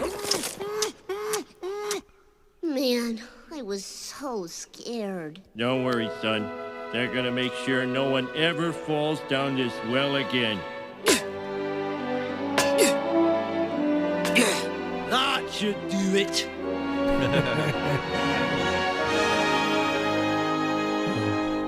Bart, a very impressed thing, is rescuing him, but he's just shoved out of the way in like 2 frames. Just Marge, he's a good digger. Yes, yeah. Like, don't stop him. I don't want to dig anymore. He's good at it. And I know why he goes by Sting.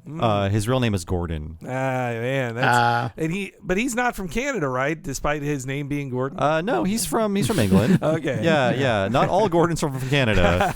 I mean, he's got a great body in this. Go to David Lynch's Dune and look at Sting in that. Oh my God, yes, yeah. It seemed like he had the perfect body a human could have, pretty much. Yes, yeah. It's quite impressive in that Speedo there. But I like to think that Marge is right that she never knew Bart did listen to any of his albums, and that he only knows him because of him being in the Krusty music video earlier that Bart saw. Well, we all know Bart is a big Michael Jackson fan. Number one in his heart. Loves him so much. Loves him. Yeah. That Gordon thing, it clicked a thing for me. This is something I will get to the bottom of later, but this episode is one of 3 episodes this season that had a production company I did not recognize. It's Gordon Stanfield Animation, and they apparently they assisted with character layout, and Gordon Stanfield, his company, he is a Canadian, and it's based in Vancouver. Interesting. So I was like, yep, okay, another Canadian Gordon right there. Is that in the credits? Yes, Gordon Stanfield Animation. Unfortunately, though, I maybe I'm going to have to look up Gordon Stanfield in Vancouver and just randomly call him, because just a bunch of dead websites. The Gordon Stanfield Animation Company, no real footprint online. Just call random numbers and say, did you draw Sting 31 years ago? What did you draw on Radio Bart? They worked on a lot of other more important stuff, they worked more on other stuff, but Simpsons is probably their biggest credit. But I don't know if they really worked out well for Simpsons, because it seems like they only were used on 3 episodes in season 3 and then not again. But yes, so when we were talking about Gordons and Canada, I was like, oh wait a minute, yeah, Gordon in Canada did layout on this thing.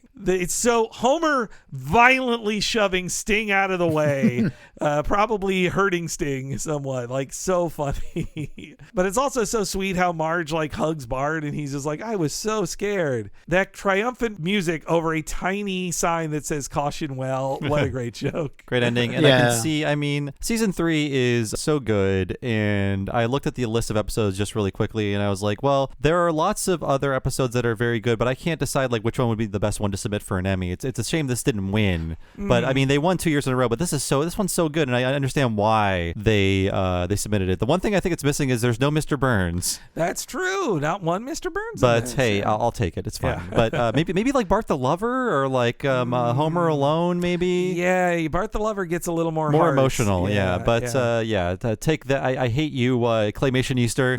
Still haven't seen you. Maybe I saw it when I was a kid. I really don't think so. When I pulled up clips of it, I was like, no, I don't remember this at all.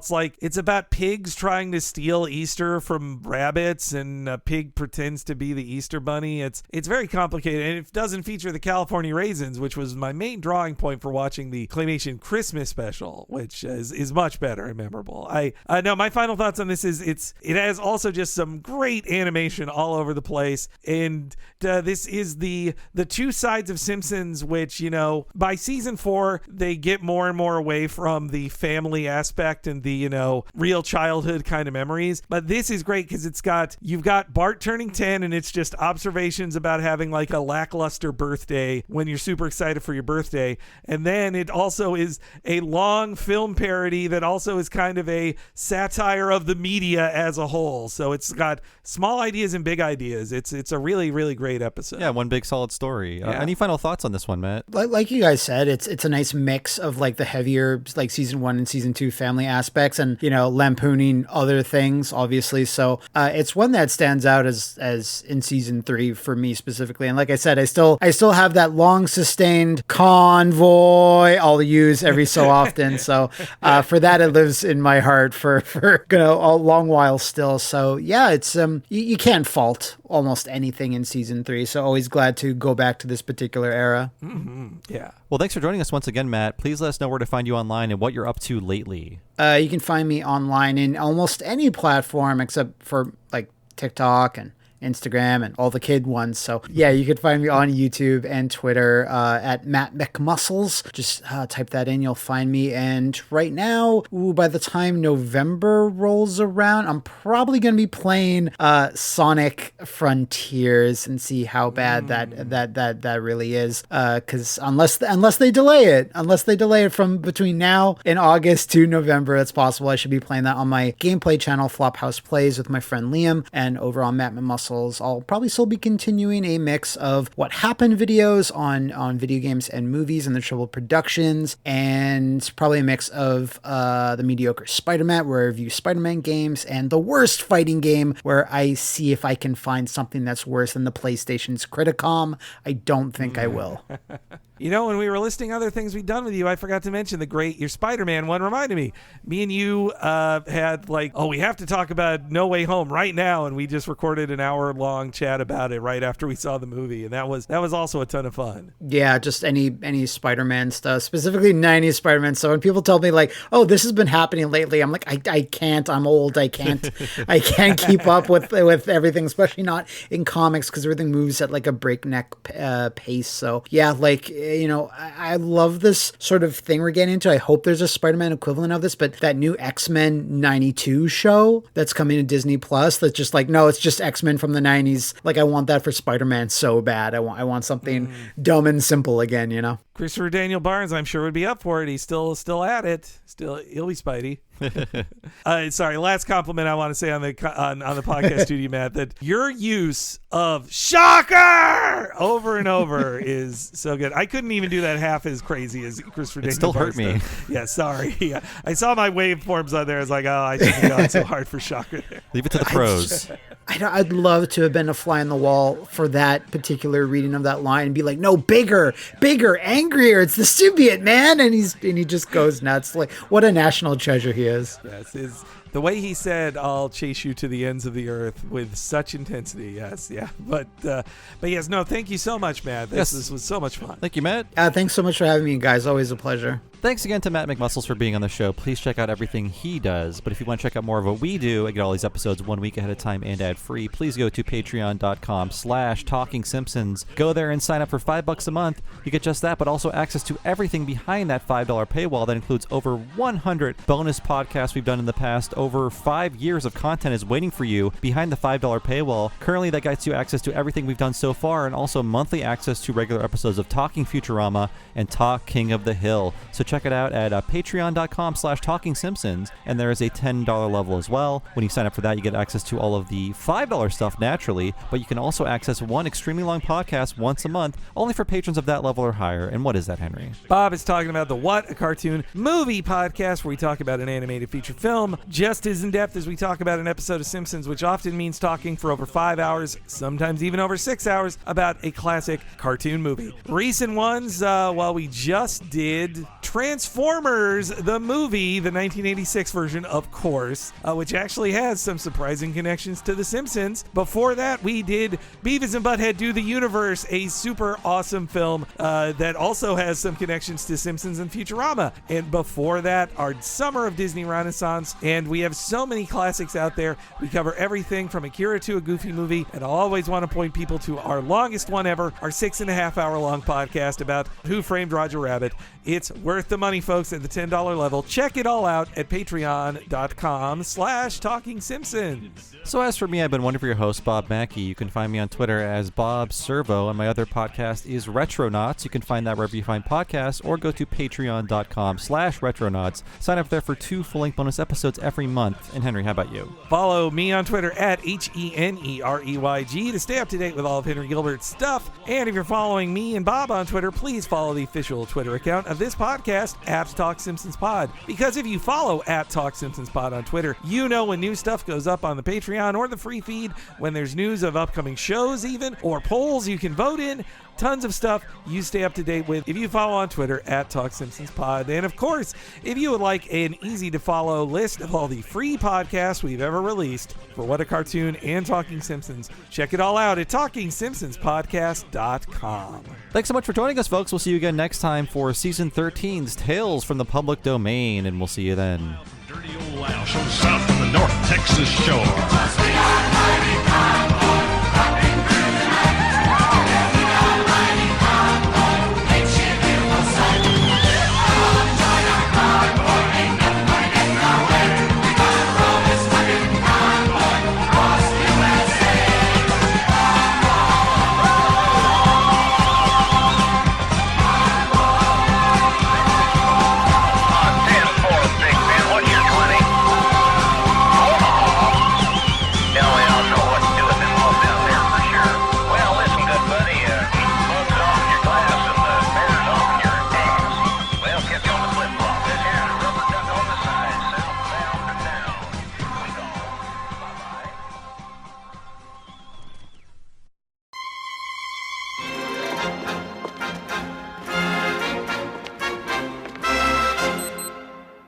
Sorry, Rosarita. I gotta get to my birthday party. Farewell, Senor Bart.